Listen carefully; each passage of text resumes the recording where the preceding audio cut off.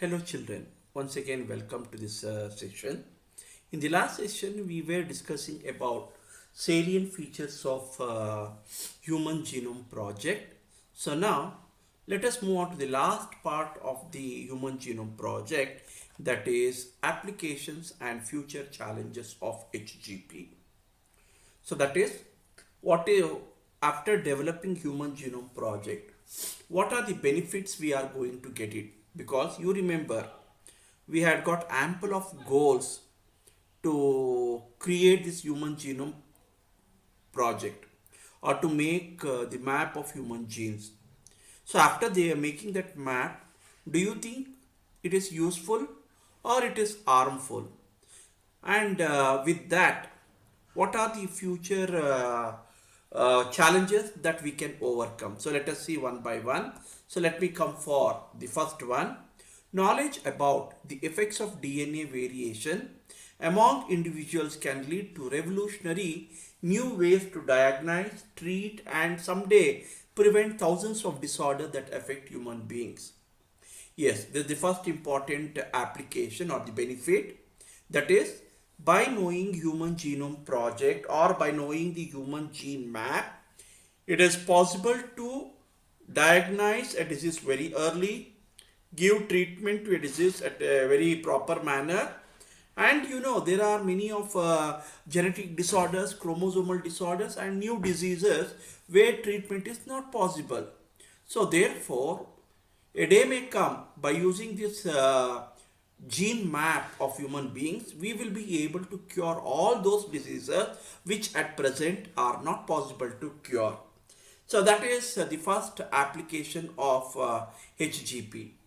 Second thing is, besides providing clues to understanding human biology, learning about non-human organism DNA sequences can lead to understanding of their natural capabilities that can be applied towards solving the challenges in healthcare, agriculture, energy production, environmental remediation.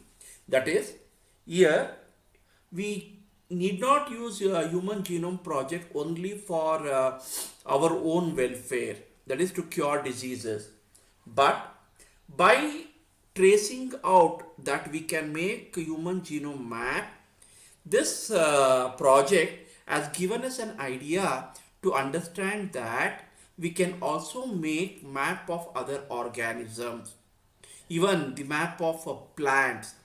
So therefore, by creating genome map of other organism, other animals which are beneficial or harmful to man, or plants which have got commercial importance, agricultural importance, we can try to improve over it. For example, we can solve the challenges in healthcare. Today, yes, for example, at present you are with the scenario of COVID-19 or corona, we don't have any treatment at present. So therefore, might be, who knows, the you might have heard in televisions that the gene of coronavirus has been studied.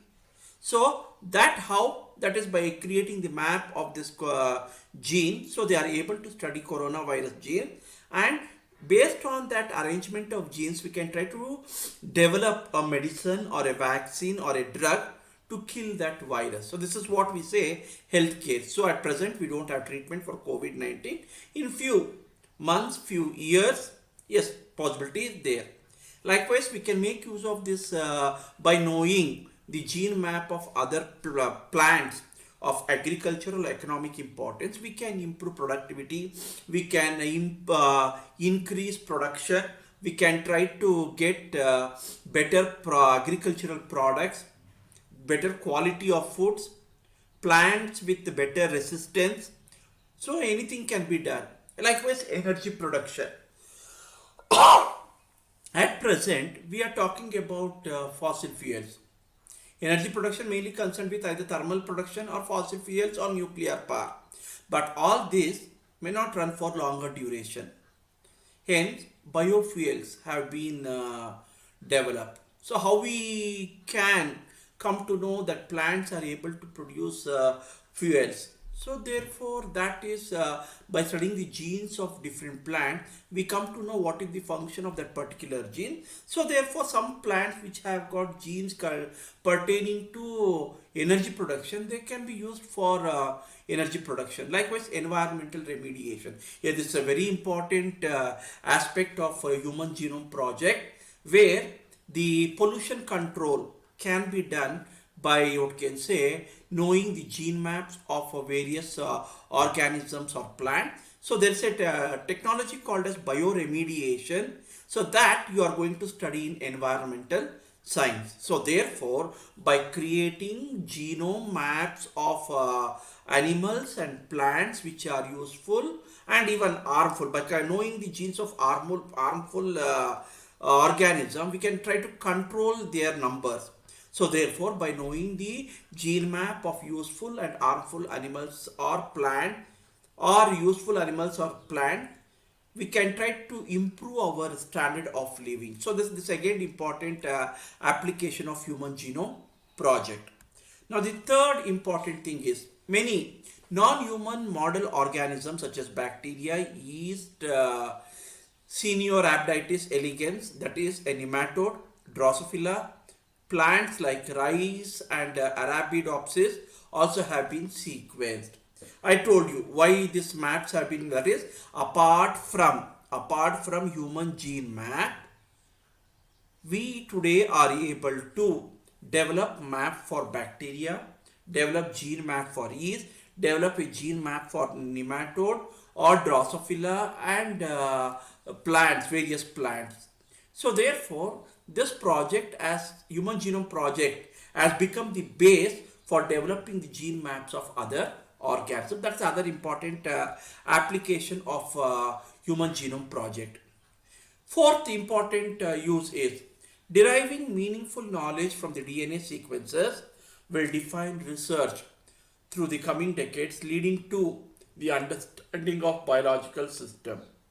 Yes, earlier, prior to this gene map discovery or gene map project development, research was going on, no doubt, but the way their research was being carried out and now the research we can carry out differs. We can understand biological system at grassroots level because genes are the basic components of any living organism.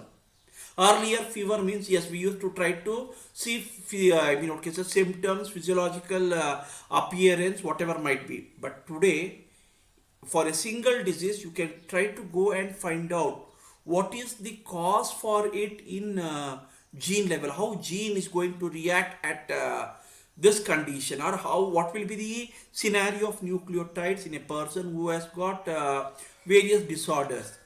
So therefore, since we know the problem is associated mainly with genes, so the research can be done in a faster manner.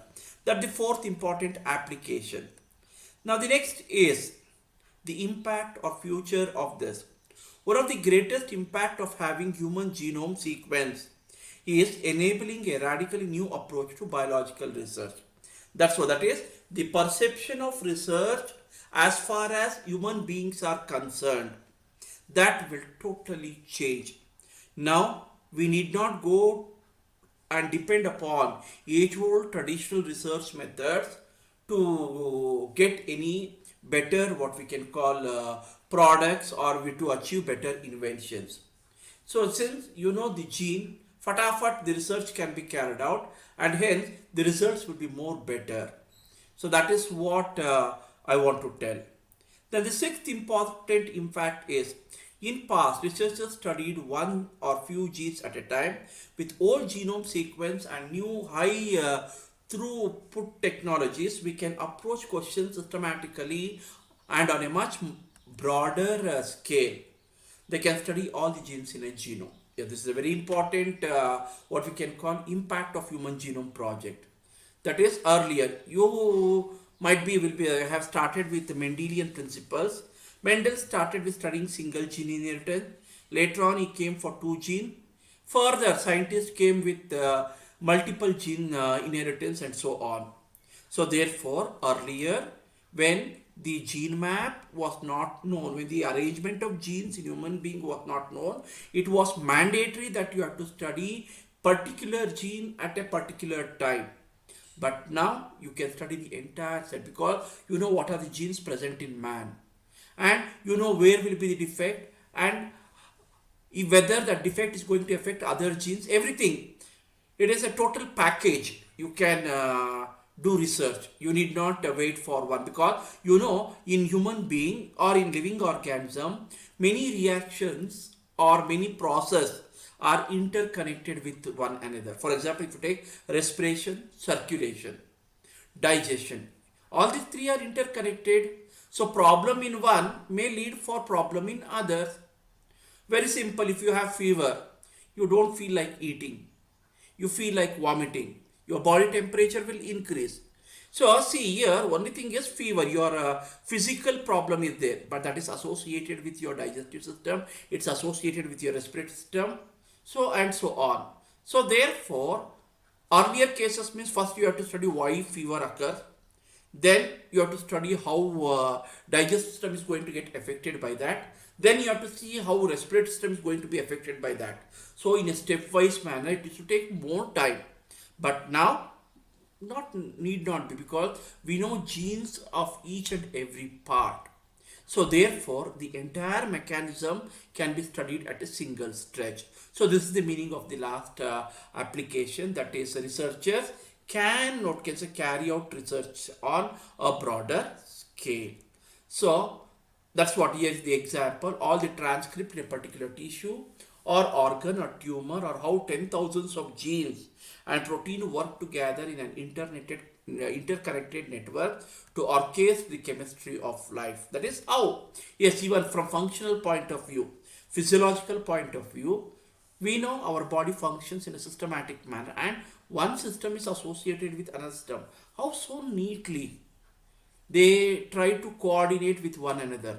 Nervous system, yes, it's going to coordinate all the activities. How this is being done? We as a person, only one can work at a time. We cannot coordinate most of the work with many people. But imagine a body. It has got thousands of cells. It has got many organs. It has got many organ system. How all these are working together? So this can be understood in a better way by knowing this Human Genome Project. So these are the applications of a Human Genome Project. So next, we are moving to the next concept called as DNA fingerprinting. So before going to that, so we will try to discuss few